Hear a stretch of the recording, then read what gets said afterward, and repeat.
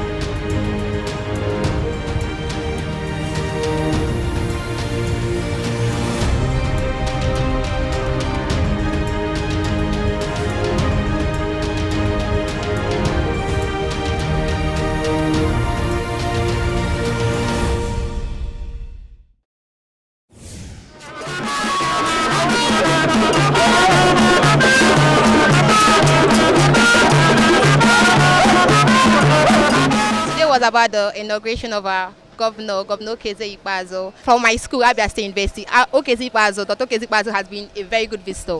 One, he has also made the education system there to be very, very lively. If you come to, I'm a nursing student in Abia State University, and I would say that my department has a very well equipped laboratory. We have everything we need, and everything is from the courtesy of Dr. Okezie Ikpeazu. Then we go to Abia. When I entered Okigwe, I noticed that the road was very bad. But as the tenure of Dr. Okezie Ikpeazu, he made the road, he reconstructed the road, he repaired the road in Abia. He built roads, and it's very, very wonderful.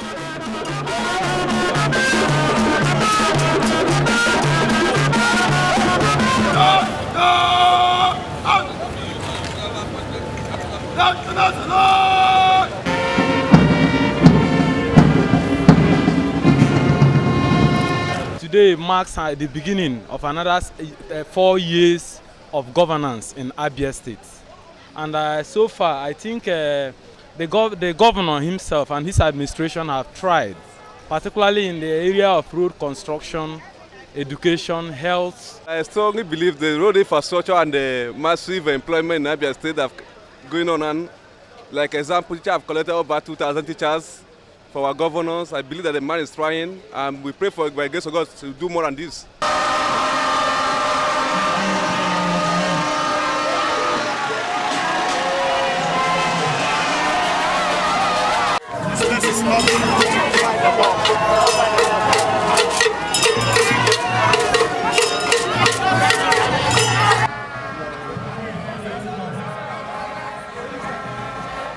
We have never had any problem of insecurity in this state. That is the most important thing. The state has been peaceful. He has been able to manage the security of the state, which is the paramount for any development. So every other thing has been following up infrastructure, putting in place some of the infrastructures that this state has been lacking in the last 4 years. So I score him high in area of security.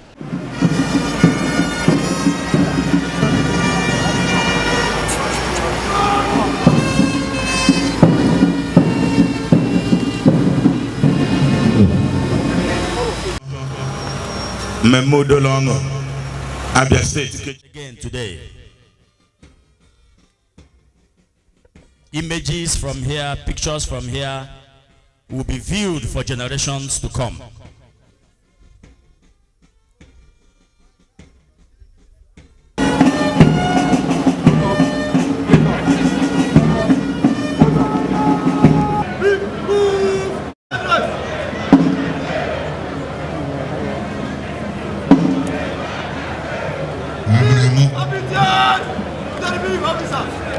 His Excellency, Dr.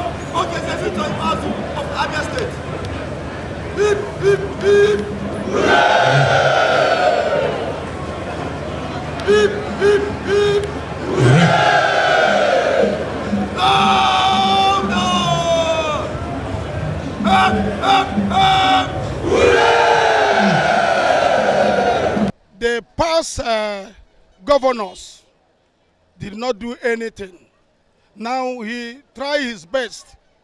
And why we want him to go back with his deputy is for correct some more errors and make this Abia to change.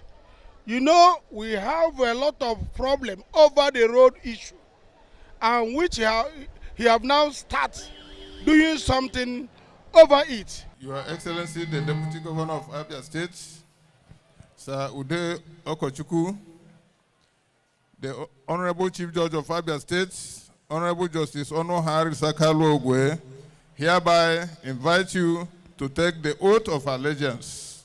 The oath of allegiance, please.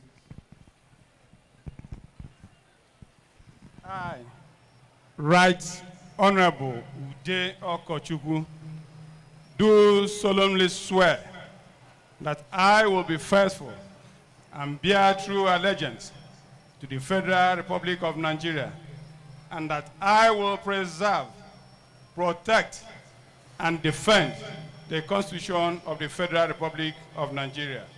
So help me God.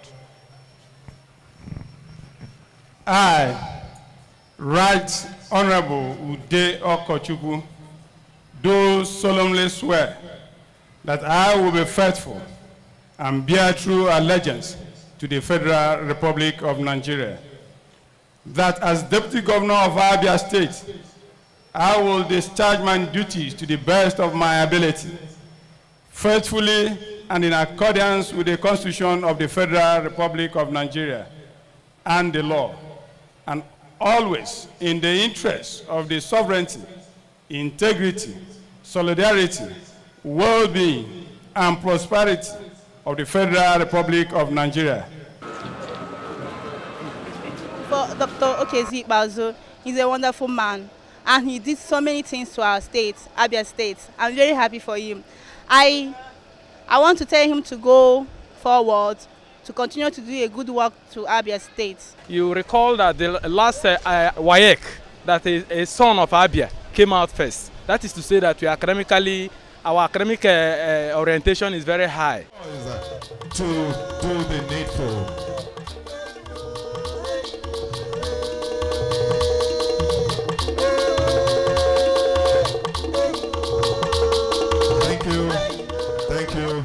Thank you very much.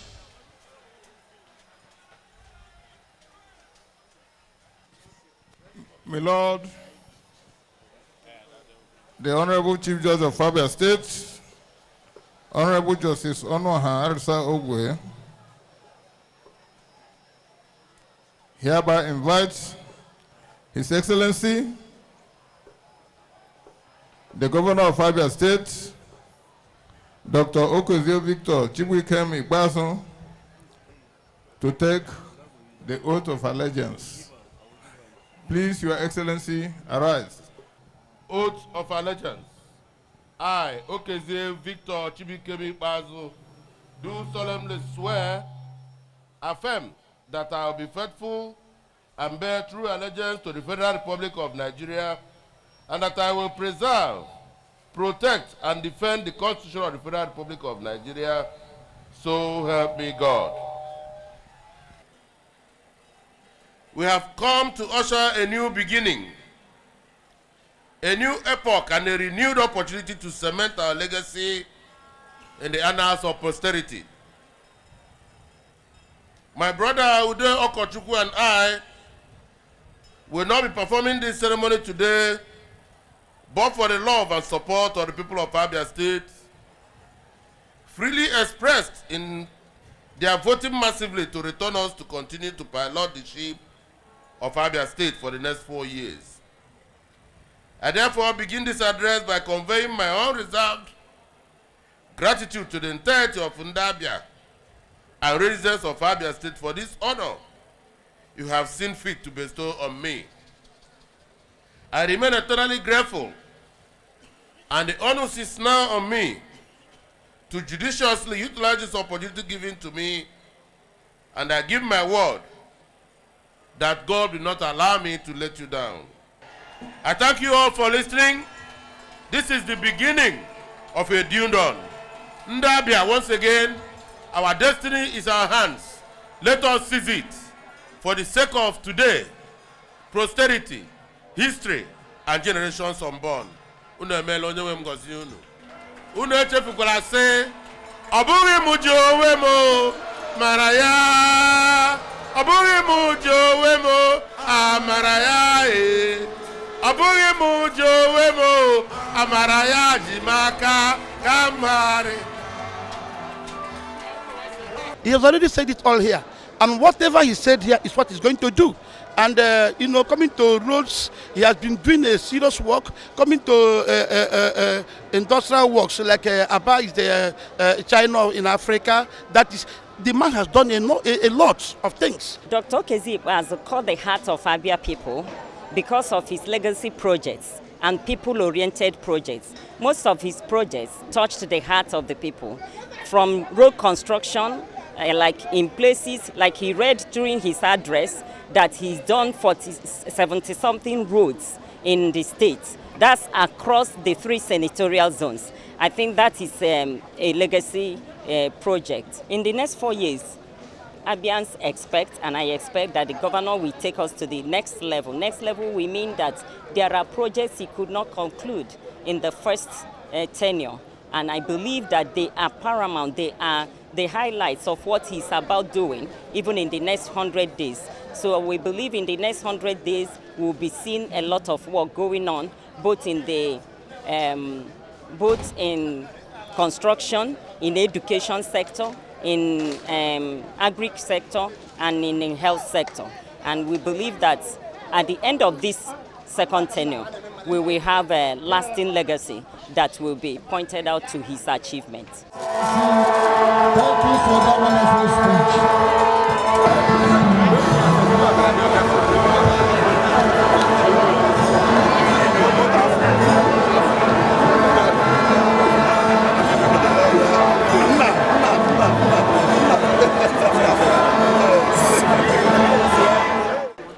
I believe that as God has permitted him to continue his administration, I believe there will be a total turnaround of the states in all ramifications.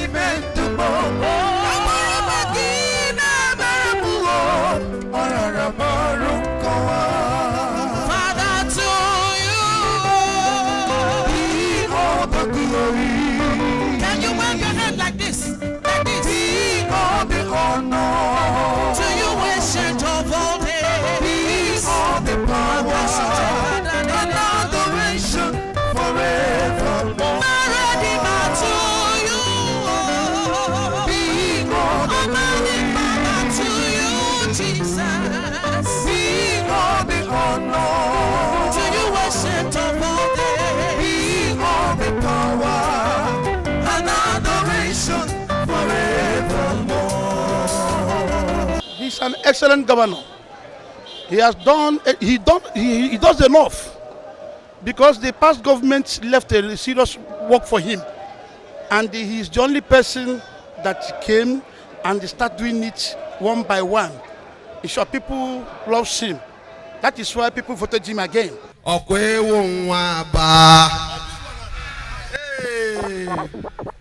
DJ, are you ready? They say no tight guy can come from Abia. That's why I want to tell them, say nah lie. My ABA boys don't take no shit. That's why every time we beat the police, count all the guys in the industry and tell me how many of them are better than me. I won't want Yes, these 4 years, all eyes is on him. All Abians are looking on to him for a better Abia.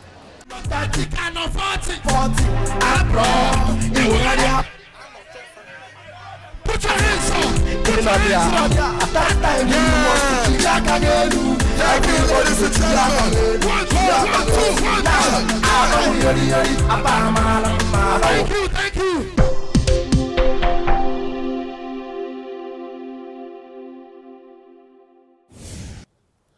I want to thank God for how He has led us the past 4 years.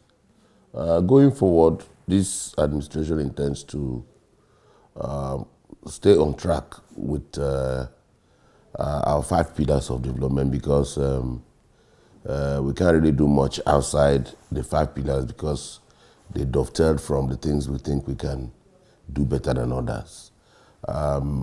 Trade and commerce is still very relevant in Abia. Agriculture is still very relevant because of the opportunities in terms of job creation. Oil and gas is still valid. Education needs to be mainstreamed also. So we are staying with our 5 pillars. But what will happen is that we are going to build on some of the gains, milestones we have achieved in the past 4 years. For instance, on the area of infrastructure, the roads that we are doing, we arrived at them because we think they have relevance to our new thinking in terms of trade and commerce and moving goods and services from one location to the other. Therefore, we are going to continue on that track. We think that within the first 100 days, we'll be able to complete at least 40% of the roads that are outstanding and the bridges that are outstanding. We are going to begin in the next 48 hours to hit the ground running. We are interested in also giving a boost to rice production, because we've noticed that though largely unheard of, we have moved from where we were to major rice belts in the southeast now, and our ambition is to first of all produce just enough rice for Abia so that we don't need to buy rice from anybody, and then if we have excess, we can export to other states. So we are going to look at an ultra-modern rice mill with complete with distoner and with capacity to parboil also.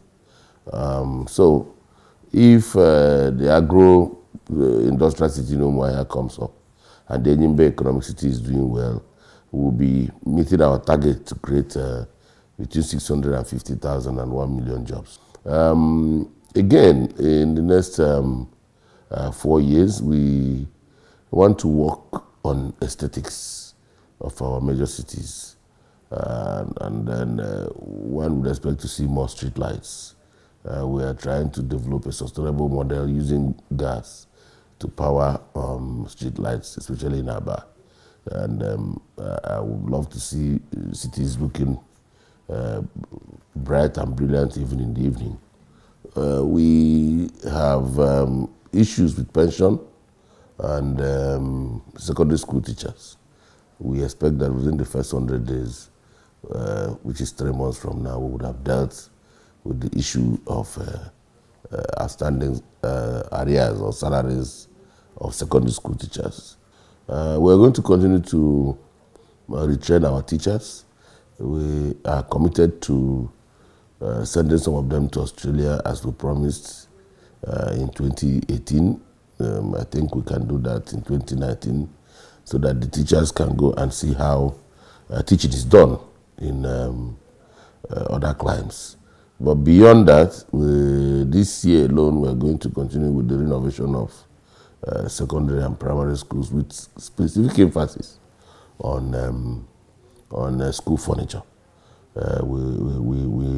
We have a state of emergency situation in education where no pupil after December 2019 will be in class without seats, and no teacher will be in class without seats.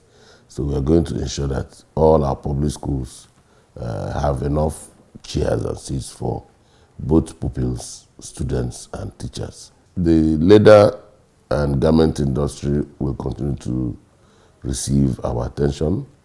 Many Nigerians are aware that we are working on the first automated shoe factory in Abia.